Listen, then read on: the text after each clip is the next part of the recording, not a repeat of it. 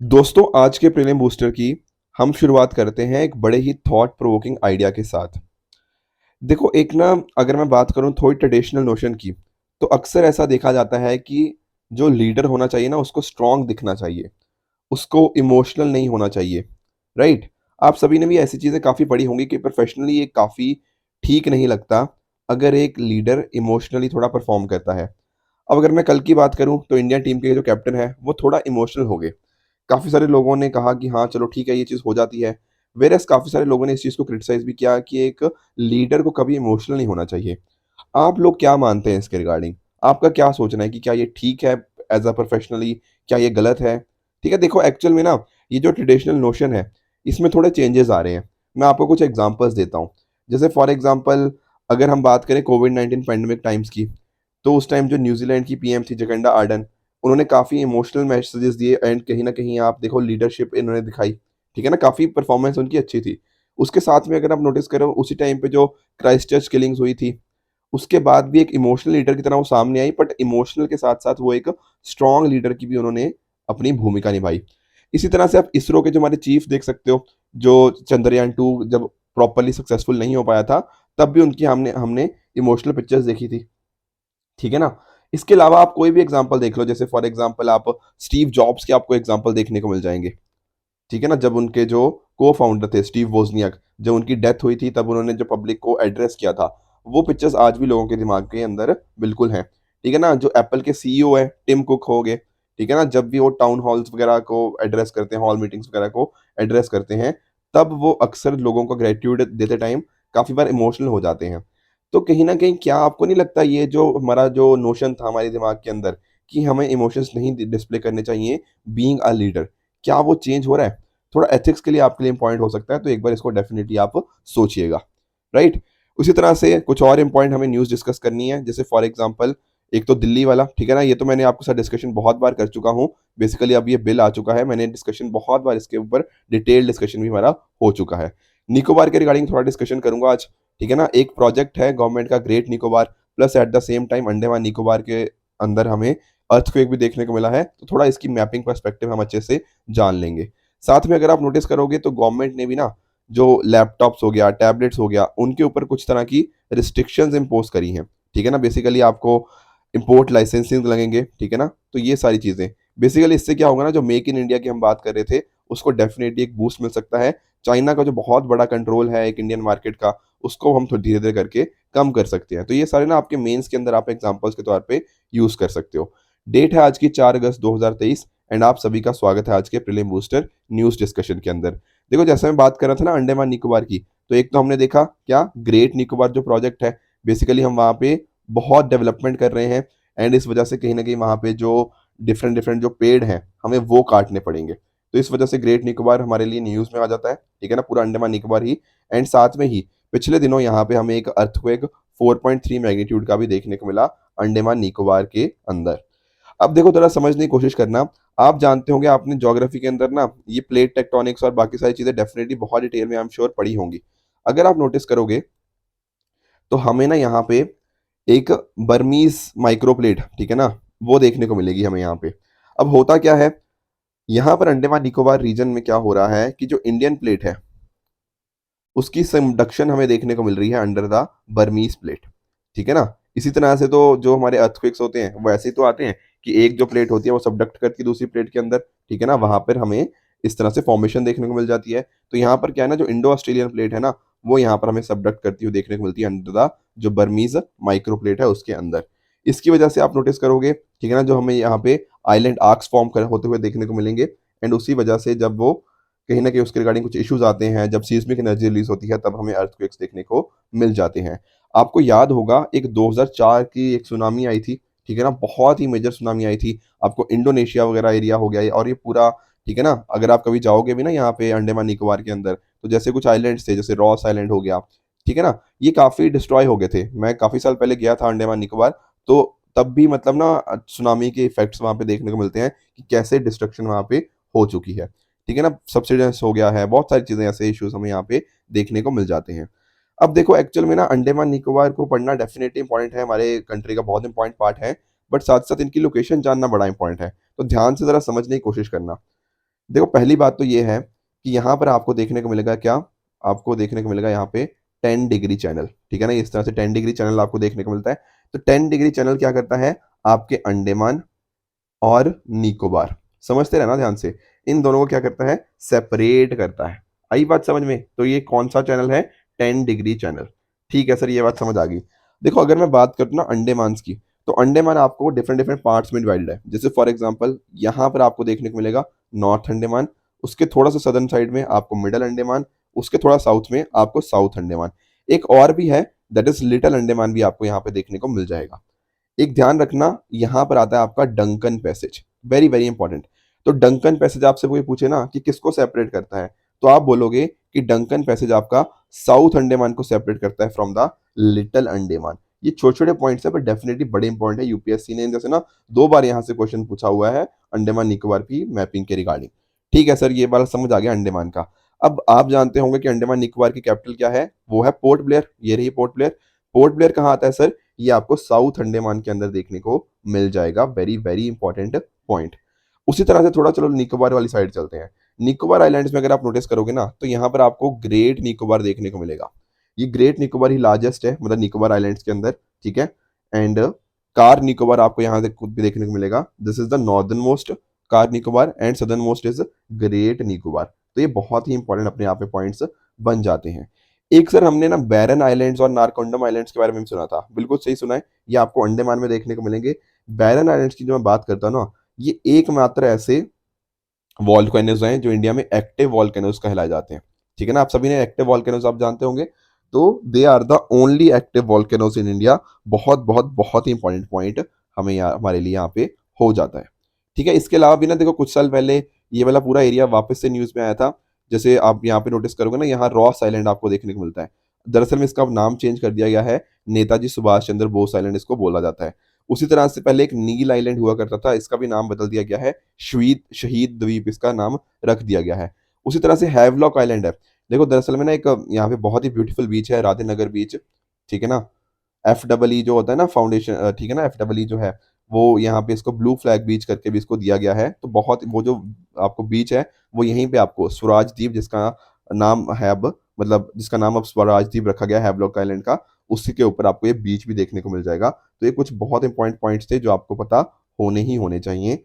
ठीक है ना, तो ये कुछ डेफिनेटली आप सभी के लिए प्रॉपर मैपिंग हमने कर ली है। ठीक है, बाकी आप लोग ये डिटेल तो मैंने दे दी बैरल आइलैंड के बारे में भी, ठीक है ना। ये पोर्ट ब्लेयर से कितना दूर है ये भी आप देख सकते हो। यहाँ पे आपको ये बैरल आइलैंड्स देखने को मिल जाएंगे। पोर्ट ब्लेयर से आपको अराउंड 140 किलोमीटर दूर आपको देखने को मिल जाएंगे। ठीक है, आगे चलते हैं। ठीक है, एक क्वेश्चन है, पीवाईक्यू आपको दे रहा हूँ, ठीक है। कोशिश करना है इसको सॉल्व करने की। नीचे मुझे कमेंट्स में इसका आंसर बताना कि यहाँ पर क्या आंसर ठीक है एंड अकॉर्डिंगली कौन सा गलत आंसर है। अगले टॉपिक की तरफ चलते हैं, दैट इज सुपर कंडक्टिविटी। अब ये थोड़े लिए हमारे लिए समझना इम्पोर्टेंट हो जाता है कि आखिर सुपर कंडक्टिविटी होती क्या है। देखो आप लोगों ने थोड़ी बहुत फिजिक्स तो पढ़ी है, ठीक है। तो आप रेजिस्टेंस के बारे में जानते होंगे। रेजिस्टेंस क्या होता है बेसिकली। देखो कभी भी आप नोटिस करोगे, जैसे आपके जो चार्ज्ड पार्टिकल्स है वो मूव करते हैं, ठीक है, उसी को हम करंट बोल देते हैं। बिल्कुल सही बात है। अब जब करंट मूव करता है तो बीच में कुछ ना कुछ उसकी रिस्ट्रिक्शंस आती हैं, ऐसा कह लो, ठीक है ना। बेसिकली कुछ उनके जो फ्लो को कोई चीज रोकती है, उसी को क्या बोलते हैं हम, रेजिस्टेंस हम बोलते हैं।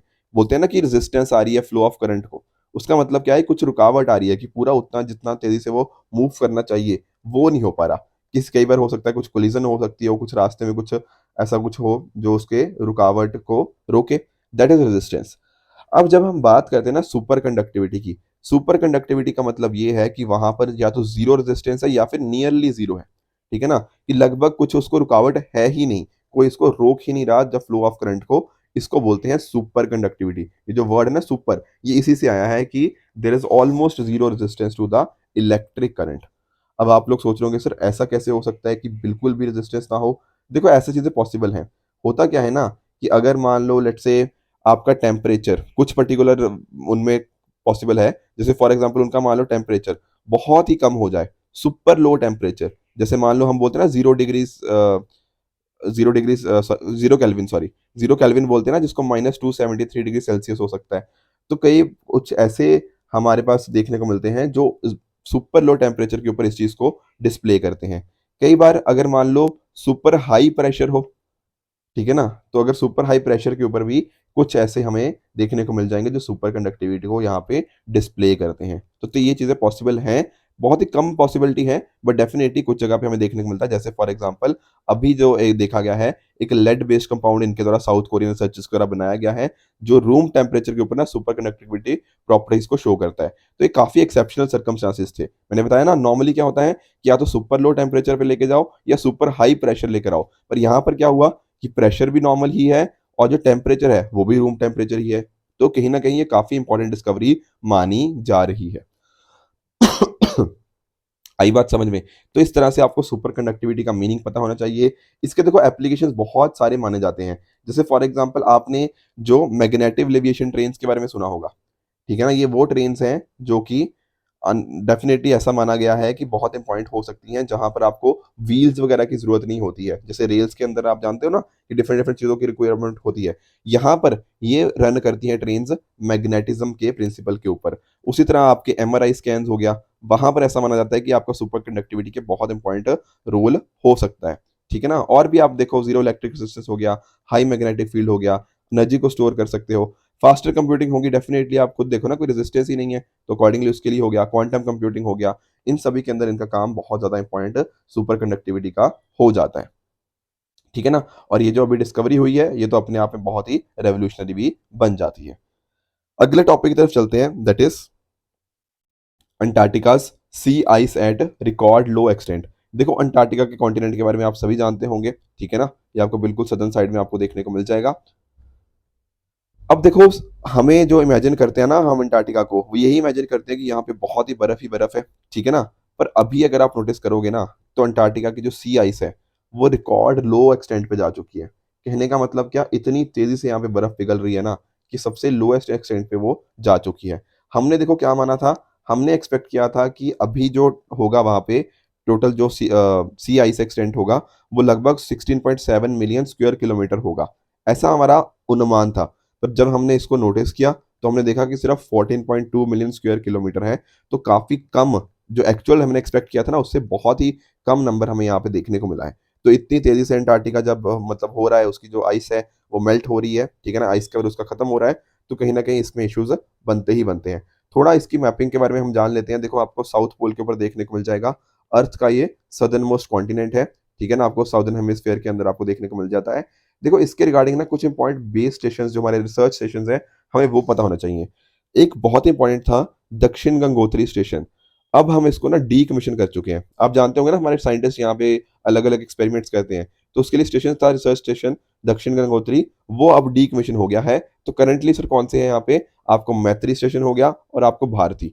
ये यहाँ पर एस्टेब्लिश्ड है ताकि अपना रिसर्च कैरी आउट कर पाएँ। तो ये नाम आपको बिल्कुल भी नहीं भूलने हैं regarding Maitri station and the Bharati station. ये बड़े ही इंपॉर्टेंट आपके लिए बन जाते हैं।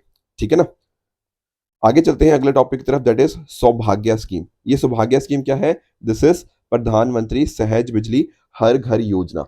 देखो दरअसल में क्या था ना कि हमारे जो प्राइम मिनिस्टर जी हैं उनका एक विजन था कि हर घर तक हम अपनी जो बिजली है उसको पहुंचाएं, ठीक है ना? तो इसी विजन के साथ ना 2017 के अंदर आपको ये स्कीम रन करती हुई स्टार्ट करती हुई देखने को मिलेगी। जो हमारी मिनिस्ट्री ऑफ पावर है ना, उसके द्वारा ये रन करी गई थी। बेसिकली फोकस ये था कि आने वाले 2 सालों के अंदर हम बेसिकली इंडिया के हर जगह तक यहाँ पर इसको पहुँचाएँ। और ऐसा हमारी सरकार का मानना भी है कि उन्होंने एक्चुअल में इंडिया में हर स्टेट में ये चीज़ वो अचीव कर चुके हैं। बस दिक्कत क्या है? दिक्कत है जो लेफ्ट विंग एक्सट्रीमिज़्म, जहाँ पर ना नक्सलिज़्म वगैरह है, वहाँ पर हम अभी तक यहाँ पे बिजली नहीं पहुँचा पाए। एक्चुअली मतलब ग्राउंड रियलिटी कुछ और हो सकती है, but this is what the government believes. Government को ये लगता है कि हाँ, हम हर जगह बिजली पहुँचा चुके हैं।